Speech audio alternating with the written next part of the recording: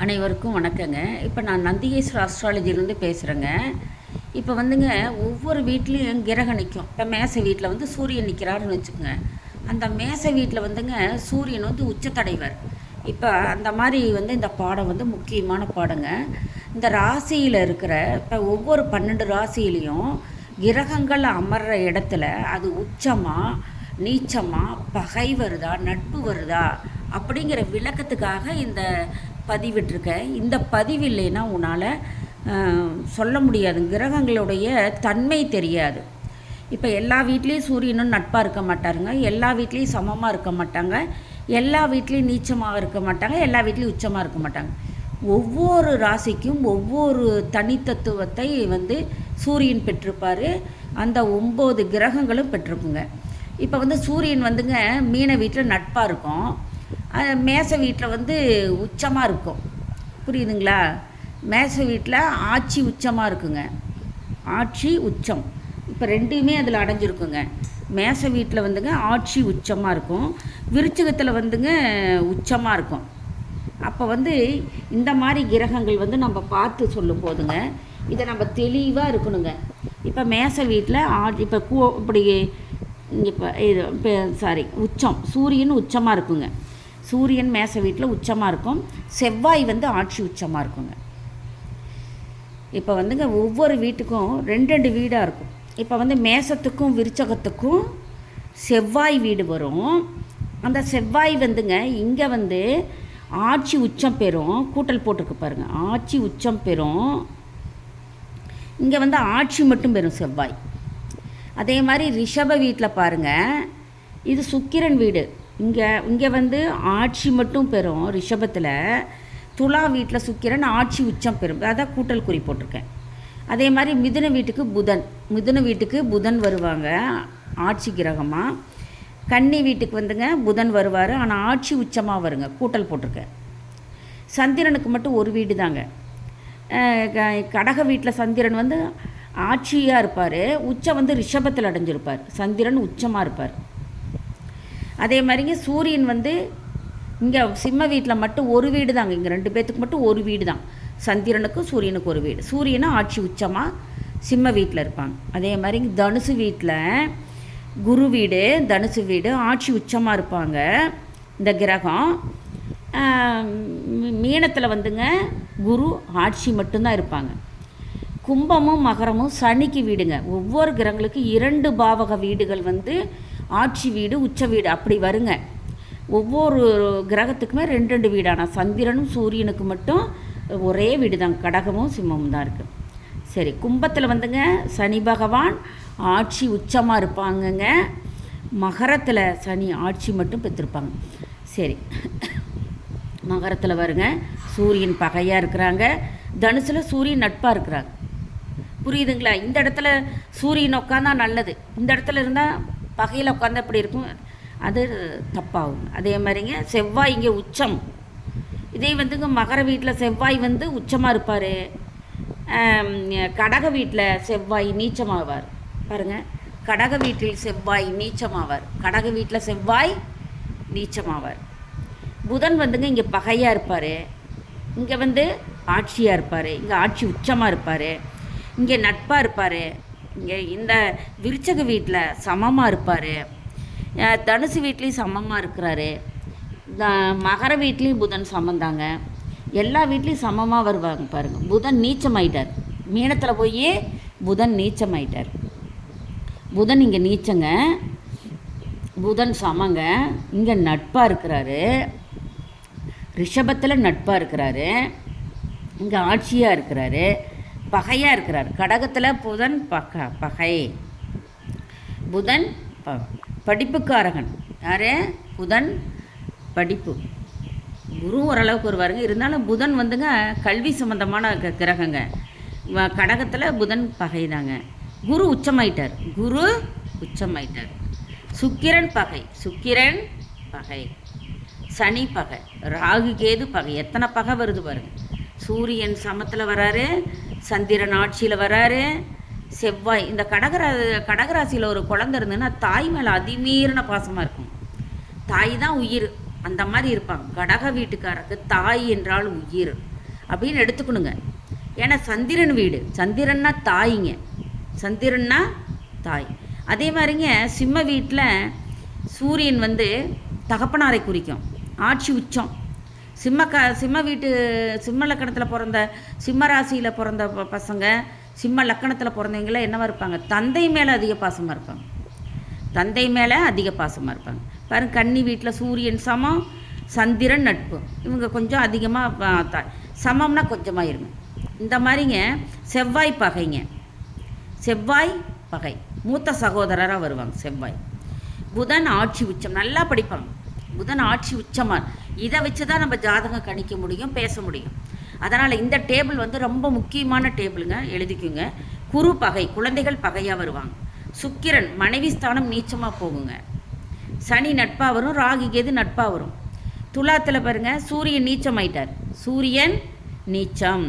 இப்போ வந்துங்க ஒரு ஜாதகத்தில் இங்கே சூரியன் நீச்சமாக இருக்குதுன்னு வச்சுக்கோங்க. இங்கே நவாம்ச கட்டத்தில் வந்துங்க, ஏதாவது நவாம்ச கட்டத்தில் வந்து சூரியன் மகர வீட்டில் இருந்துன்னு வச்சுக்கோங்க.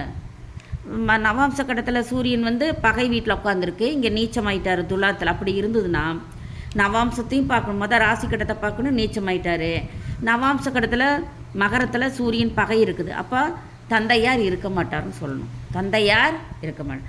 அதே மாதிரி தாங்க நீச்சம்னாவே ரொம்பவும் பாதிப்புங்க. நீச்சம் அது வந்து நட்பில் இருந்தால் நம்ம யோசிக்கணும். நீச்சம்னா உடம்பு சரியில்லாமல் இருக்கிறான்னு சொல்லணும். இப்போ துலாத்தில் சூரியன் நீச்சமாகி சூரியன் தனுசு வீட்டில் நட்பாக இருக்கிறாருன்னு வச்சுக்கோங்க, நம்ம இப்போ என்ன சொல்லணும், உடம்பு சரியில்லாமல் இருக்கிறாங்கன்னு சொல்லணும். இந்த மாதிரி ஜோதிடத்துக்கு வந்துங்க இந்த டேபிள் ரொம்ப முக்கியங்க. எல்லா வீட்லேயும் பாருங்கள், சூரியன் இங்கே பகை, இங்கே பகை, சூரியன் நட்பு, புதன் நீச்சம். இப்போ வந்துங்க புதன் எங்கேயாவது பகையாக இருக்குன்னு பார்க்கலாங்க. புதன் இங்கே பகைங்க, கடகத்தில் வந்துங்க ராசி கட்டத்தில் புதன் வந்துங்க, இப்போ ஒரு எக்ஸாம்பிள் சொல்கிறேன். கடகத்தில் வந்துங்க புதன் இங்கே வந்து பகையாக இருக்குது, கடகத்தில் இங்கே புதன் பகை. சரி, இங்கே வந்துங்க புதன் வந்து நீச்சம், புதன் நீச்சம், நவாம்ச கட்டத்தில் நீச்சமாக இருக்குது, இல்லை ராசி கட்டத்தில் நீச்சம் இங்கே இருக்குது புதன். நவாம்ச கட்டத்தில் வந்துங்க கடக வீட்டில் இருக்குதுன்னு வச்சுக்கோங்க. அப்படி இருந்தால் அந்த பையன் படிப்பே வராதுங்க, படிக்கலைங்க, உங்கள் பையன் அதிகமாக படிக்கலைங்க, சும்மா ஒரு 5வது வரைக்கும் படிச்சிருக்கான்னு சொல்லலாங்க. இந்த மாதிரி முக்கியமான ஒரு இதுங்க இது, இந்த டேபிளுங்க. இதை வச்சு தான் நம்ம வந்து அது ஸ்டூடெண்ட்டு படிக்க நம்ம புரியும். அதான் நான் வந்து என் சேனல் வந்துங்க எல்லாம் ஆட்சி வீடு, பாவக வீடு, அது எல்லாம் கற்றுக்கிட்டா தான் இது சொல்ல முடியும், பாவகத்தையும் காரகத்தையும் இணைச்சி சொல்ல முடியும். சரி, இப்போ கிரகங்களின் ராசியில் சூட்சம விதிங்க, இது சூட்சம விதி. இது வந்துங்க சூட்சம விதி எப்படின்னா, ஒரு கிரகம் இருக்கும் ராசியிலிருந்து, இந்த ஒரு கிரகம் இங்கே சூரியன் இங்கே உட்காந்துருச்சுன்னா, எது 2வது வீடு இங்கே இருக்குதுன்னு வச்சுங்க, 2வது வீடு தற்கால நட்பு வீடாக மாறும். இப்போ இங்கே உச்சத்தில் இருக்குது, இங்கே பகையில் இருக்குது. அப்போ என்ன செய்யணும், நட்பும் பகைனா சமம்னு எடுத்துக்கணும். நட்பும் பகையும் சாதாரண சமம்னு எடுத்துக்கணும், இல்லைன்னா சாதாரண, ஏன்னா இங்கே உச்சமாக இருக்கிறனால சாதாரண நட்பாக கூட நம்ம எடுத்துக்கலாம். சரி, இப்போ வந்துங்க இங்கே சந்திரன் உச்சத்தில் இருக்குது, சந்திரன் உச்சத்தில் இருக்குது. இப்போ நம்ம நட்பு வீட்டை பார்க்கலாம். ஒரு கிரகத்தில் ஒரு ராசி, இதை படிச்சிங்கன்னா தான் புரியும். ஒரு கிரகத்திலிருந்து ஒரு ராசியிலிருந்து, அமர்ந்த ராசியிலிருந்து 2, 3, 4, 10, 11, 12 ராசிகள் தான் நட்பு வீடுகள். இது நட்பு வீடாக மாற்றிக்கணுங்க. அது எப்படி மாற்றணும்னு அப்புறம் சொல்கிறேங்க விளக்கம். அதே மாதிரி ஒரு கிரகத்தில் இருக்கும் ராசியிலிருந்து 1, 5, 6, 7, 9, 8 ராசியில் உள்ள கிரகங்கள் பகை வீடாக எடுத்துக்கணுங்க. சரி, இப்போ வந்துங்க ஒரு கிரகம் இங்கே இருக்குது, இப்போ வந்து கடக வீட்டில் இருக்குதுன்னு வச்சுக்கோங்க. அது கடைசி எக்ஸாம்பிள் சொல்லி வரேங்க. நட்பும் சேர்ந்ததுன்னா பாருங்கள், இப்போ நட்பு வீட்டை பார்க்குறோம். ஒரு கிரகத்திலிருந்து ஒரு 2வது வீடு பார்க்குறோம், 4வது வீடு பார்க்குறோம், 10வது, இப்போ அதெல்லாம் நட்பு தானுங்க. சரி, ஒரு ராசியில் வந்து இங்கே உட்காந்துருக்கு சூரியன். இப்போ நட்பா இல்லையான்னு பார்க்கலாம். 2வது வீடு நட்பு, இங்கே என்ன இருக்குது, பகை இருக்குது. 2வது வீடு என்ன இருக்குது, சமமாக இருக்குது. பகையும் சமமும் ஆனால் என்ன ஆகும், பகையும் சமமான பகையும் சாதாரண பகைன்னு எடுத்துக்கணும், சாதாரண பகைன்னு எடுத்துக்கணும். என்னது, இங்கே பகையாக வந்துருச்சுங்க. இங்கே சமமாக இருக்குது. சாதாரண பகை, அதிக பகை இல்லை, சாதாரண பகைன்னு எடுத்துக்கணும். அதை யோசித்து தான் எடுக்கணும். இங்கே சூரியன் சமம் இருக்குதுங்க. இங்கே தானமர்ந்த வீட்டில் கடக வீட்டில் சூரியன் இருக்குது. சரி, இங்கே சூரியன் சமத்தில் இருக்குது. இப்போ நம்ம ஒரு 7வது வீட்டை பார்க்கலாங்க. தானமர்ந்த வீட்டிலேருந்து 7வது வீடு பார்க்கலாம். ஏன்னா தற்கால பகை இல்லைங்க. 7வது வீட்டை பார்க்குறோம். 1 2 3 4 5 6 7. 7வது வீட்டில் சூரியன் பகையாக இருக்குதுங்க. 7வது வீட்டில் சூரியன் பகை. பார்த்தீங்களா? தான் சூரியன் பாருங்கள், இந்த இது ஒரு கிரகம் இருக்கும் ராசியிலிருந்து தற்கால நட்பு, தற்கால பகை. அப்போ என்ன செய்யணும்? இங்கே வந்து என்ன இருக்குது? சமத்தில் இருக்குது, இங்கே பகையில் இருக்குது. அப்போ சமமும் பகையும் போட்டால் என்னது? சாதாரண பகை, அதிக பகை இல்லை. பாருங்கள், இது எக்ஸாம்பிள் உங்களுக்கு தெளிவாக கொடுத்துருக்கேன். மீனத்தில் சூரியன் நட்பு. மீனத்தில் சூரியன் நட்பாக இருக்குது. மீனத்தில் சூரியன் நட்பாக இருக்குது. மிதுனம் 4வது வீடு 1 2 3 4. மிதுனத்தில் வந்து சமமாக இருக்குது. மிதுனத்தில் சமமாக இருக்குது. அப்போ நட்பு ப்ளஸ் சமம் என்னவாகும்? நட்பு ப்ளஸ் சமம். பாருங்கள், இங்கே பாருங்கள், நட்பு ப்ளஸ் சமம் போடலை, சாதாரண நட்பாயிரும். சாதாரண நட்பாயிரும். அதிக நட்பு, நட்பு சேர்ந்ததுன்னா அதிக நட்பும், பகை பகை அப்படின்னு சேர்ந்தா அதிக பகைனும், பகை ப்ளஸ் நட்புனா சமம் என்றும், நட்பு ப்ளஸ் பகைனா சமம்னு எடுத்துக்கணும். பாருங்கள், சமம் ப்ளஸ்னால் சாதாரண நட்பு, சமம் ப்ளஸ் பகை சாதாரண பகை, இப்படி தான் எடுத்துக்கணும். அதே வந்துங்க நட்பும் அதிகமாக வந்து நட்பு அந்த வீட்டிலேருந்து நட்பு வீட்டுக்கு என்னும் போது அதுவும் நட்பாக இருந்ததுன்னா அதிக நட்பு. பகை பகைனா அதிக பகை. இது ரெண்டு மட்டும் உங்களுக்கு நல்லா புரியும்னு நினைக்கிறேன். இது மட்டும்தான். அப்போ வந்து ஒன்று பகைன்னு வந்துட்டாவே நம்ம குறைச்சிக்கணுங்க. அந்த அடுத்த வீட்டில் நட்பாக இருந்தால் குறைச்சிக்கணும், பகையாக இருந்தால் குறைச்சிக்கணும். நட்பாக இருந்தால் பகையை குறைச்சிக்கணும், பகையாக இருந்தால் நட்பை குறைச்சிக்கணும், நட்பாக இருந்தால் பகையை குறைச்சிக்கணும். இதுதாங்க விவரம் இந்த மாடல். அடுத்தது வருங்க, ஒரு எக்ஸாம்பிள் இன்னொன்று. மகரத்தில் சூரியன் பகை. மகரத்தில் சூரியன் பகை. இதுக்கு 9வது வீடு என்ன வீடாக வருது? பகை வீட்டில் வருது. தற்கால பகையில் 9வது வீடு பகை வீட்டில் வருது. இப்போ இதுலேருந்து தானமர்ந்த வீட்டிலேருந்து 1 2 3 4 5 6 7 8 9வது வீடு. என்ன வீடு வருதுங்க? 9வது வீடு கன்னி வீடு. சூரியன் சமத்தில் இருக்குது. சூரியன் சமத்தில் இருக்குது. இங்கே பகையாக இருக்குது, இங்கே சமத்தில் இருக்குது. அப்போ நம்ம என்னவா எடுத்துக்கணும்? பகை ப்ளஸ் சமம், சாதாரண பகையாக எடுத்துக்கணும். பகையை எடுத்துக்கூடாது, சாதாரண பகையாக நம்ம எடுத்துக்கணும். சாதாரண பகையாக எடுத்துக்கணுங்க. இதுதாங்க முக்கியம். அடுத்த எக்ஸாம்பிள் பாருங்கள். விருச்சகத்தில் சூரியன் நட்பாக இருக்குது. விருச்சகத்தில் 5வது வீடு வீண வீடாக வரும். சூரியன் என்னவா வருது? நட்பாக வருது.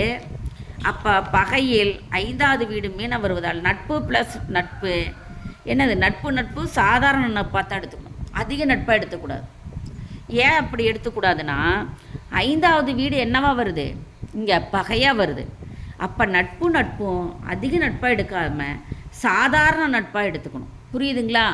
இதுதான் முக்கியம். இங்கே பார்த்துக்கணும், பகையில் இருக்கா நட்பில் இருக்கா. அப்போ நட்புன்னு போட்டிங்களே, அதிக நட்பு போடக்கூடாது. ஏன்? 5வது வீடு பகை வீடாக வருது. அதனால் நம்ம அதிக பகையாக அதிக நட்பாக கொண்டு போக முடியாது. ஏன்னா 5ஆம் வீடு பகை வீடாக இருப்பதால் நட்பு ப்ளஸ் நட்பு சாதாரண நட்புக்கு தான் கொண்டு போகணும். இதெல்லாம் ரொம்ப துல்லியமாக கணிக்கணும். ரிஷபத்தில் சூரியன் பகை. பாருங்கள், ரிஷபத்தில் சூரியன் பகை. 9வது வீடாக என்ன வரும்? 1 2 3 4 5 6 7 8 9 பகை. 9வது வீடு என்னவா வருது? பகை. அப்போ அதிக பகை, அதிக பகை. ஏன்னா பகை வீடு. அதே மாதிரி நட்பு வீடாக இருந்தால் அதிக நட்பு, பகை வீடாக இருந்தால் அதிக பகை. இதுலேயே பார்த்துக்கணும். இதில் பார்த்து தான் நம்ம இது பண்ணணும். சரி, எல்லோரும் இதை டவுன்லோடு பண்ணிக்கோங்க. இது ரொம்ப முக்கியமான பாடங்க. இது தெரியலன்னா ஒன்றுமே இல்லைங்க. அது இதில் கூட பார்த்துக்கலாம். நீங்கள் சும்மா சாதாரணமாக கூட நீங்கள் பார்த்து சூரியன் நட்பில் இருக்கா, நீச்சத்தில் இருக்கா, இந்த மாதிரி டவுன்லோடு பண்ணி வச்சுக்கிட்டிங்கன்னா உங்களுக்கு ரொம்ப இந்த பாடம் வந்துங்க ஈஸியான பாடம் தான். இந்த டேபிள் வேணுங்க. எல்லாத்தையும் ஞாபகம் வச்சுக்க முடியாது. இந்த டேபிளை வந்து செராக்ஸ் போட்டு வச்சுக்கோங்க. ஒரு நோட்டில் பதிவு பண்ணுங்கள். ஒரு நோட்டில் பதிவு பண்ணுங்கள். பாருங்கள், நான் எழுதிட்டுருக்கேன் பாருங்கள் உங்களுக்காக. இதுக்காக அந்த எழுதுறதுக்காவது சப்ஸ்கிரைப் பண்ணுங்கள், ஷேர் பண்ணுங்கள், லைக் பண்ணுங்கள், என்கரேஜ் பண்ணுங்கள். இது அடிக்கடி நான் ஒவ்வொரு வீடியோஸ்லேயும் சொல்லிகிட்ருக்கேன். என்ன, நான் ஒவ்வொரு தடவையும் இது எழுதுறதுக்காவது ஷேர் பண்ணுங்கள், சப்ஸ்கிரைப் பண்ணுங்கள். உங்களுக்கு இந்த மாதிரி பாடங்கள், உபயோகமான பாடங்கள் அதிகமாக வரும். நீங்கள் சப்ஸ்கிரைப் பண்ணலைன்னா விட்டு போயிருங்க. அப்புறமேல வேறு படத்துக்கு போகும்போது உங்களுக்கு புரியாதுங்க. அதனால தான் நான் தெளிவாக கொடுத்துருக்கேன். இது எதுக்கு இவ்வளோ நேரம் கேமரா இங்கே பிடிக்கிறேன்னா, உங்களுக்கு செராக்ஸ் எடுக்கிறதுக்கு ஈஸியாக இருக்குங்க. எல்லாத்துக்கும் அனுப்புங்க. உங்களோட படிக்கிற அடிப்படை, உயர்நிலை எல்லாத்துக்குமே இது உபயோகமாக இருக்குங்க. இது வந்துங்க உச்ச நீச்ச பகை நட்பு வீடுகள் எப்படி கண்டுபிடிக்கிறது, சூரியன் அமர்ந்த வீடு நமக்கு உபயோகமாக இருக்குமா? ஒருத்தருக்கு புரியாது எது நட்பு, சூரியனுக்கு பகையில் இருக்கா, நீச்சத்தில் இருக்கா, நட்பில் இருக்கா, சமத்தில் இருக்கான்னு தெரியாது. இந்த டேபிளை பார்த்து அந்த வீட்டில் சூரியன் இருந்தால் அது ஓகே. அந்த மாதிரி பார்த்து நீங்கள் படிக்கணுங்க, வேறு ஒன்றும் இல்லை. நீங்கள் இந்த பாடத்துக்கு அடுத்தது வந்துங்க, என்ன கிரகங்கள் வந்து பாக்கி இருக்குதுங்க. நான் சனிக்கு போடலை, ராகு கேதுக்கு போடாமல் இருக்குது. அதனால் வந்துங்க நான் இன்னும் அதுக்கு வேறு போடணும். சுக்கிரனுக்கு கூட நான் போடலின்னு நினைக்கிறேங்க. அது ஒவ்வொன்றுக்கும் நான் அப்லோடு பண்ணணும். அதனால் அடுத்தது வந்துங்க, எல்லோரும் கேட்டாங்க, பெண் பிள்ளைகளுக்கு மட்டும் நீங்கள் பொருந்தக்கூடிய நட்சத்திர பாதம் போட்டீங்க, ஆண்களுக்கு தனியாக கொடுங்க அப்படின்னு. அது ஆண்களுக்கு தனியாக நான் இப்போ போடுறேங்க. அடுத்த வீடியோஸு இது முடித்ததையும் ஆண்களுக்கு தனியாக பொருந்தக்கூடிய பெண் குழந்தைகள் ஜாதகம் என்னென்னு போடுறேங்க. நீங்கள் சப்ஸ்கிரைப் பண்ணுங்கள். தேவையில்லாத அந்த ஜாதகத்தையும் இந்த ஜாதகத்துக்கு பொருத்தம் பார்க்குறதுக்கு பணத்தை கொடுத்துட்டு செலவழிக்க வேண்டாம். இந்த நட்சத்திரத்தில் உள்ள பெண்மணிகளை மட்டும் வாங்குங்க. அது பொருந்தக்கூடியதாக வருங்க. நட்சத்திரம் பொருங்கினாவே மேக்சிமம் ஜாதக கட்டங்கள் பொருந்துகிற மாதிரி தாங்க வரும். ஏதாவது ஒரு 10ல் ஒரு 2 ஜாதகம் பொருத்தம் இல்லாத வரும். அதனால் நட்சத்திர பொருத்தம், ராசி பொருத்தம், விசசூனியை கண்டிப்பாக பார்க்கணுங்க. நான் திதிக்கு உண்டான விசசூனிய ராசிகள் நான் கொடுத்துருக்கேன். அதை வந்து பாருங்கள், அதை எழுதி வச்சுக்கோங்க. அதுபடி அந்த ஜாதகத்தை வாங்காதீங்க. உங்கள் மாப்பிள்ளை பையன் என்ன திதியோ அதுக்கு விசசூனிய ராசிகளுடைய பெண் பிள்ளைங்களை வந்து ஜாதகம் சேர்த்தாதீங்க. 2 குழம்பி போய் பிரிவினை உண்டாகும். அதேமாதிரி பெண் பிள்ளை திதிக்கு ஆண் பிள்ளை சூட்சம ராசிகள் வந்து விஷக்கன்னிகள் வந்து சேர்த்தக்கூடாதுங்க ஆண்களுக்குமே. இதுக்கு தான் அந்த பதிவிட்டங்க. அது யாருமே லைக் பண்ணலைங்க, அதிகமாக பார்க்கவும் இல்லைங்க. அது சேர்த்தவே கூடாதுங்க. அது சேர்த்தக்கூடாதுன்னு தான் நான் அதை போட்டேன். அது யாருமே அதிகமாக பார்க்கலிங்க. அது முக்கியமானதல்லவா? கல்யாணத்துக்கு வந்துங்க சேரக்கூடாததில் போய் சேர்த்துனா அப்புறம் மாப்பிள்ளை பையனையும் பிள்ளையும் குறை சொல்லக்கூடாதுங்க.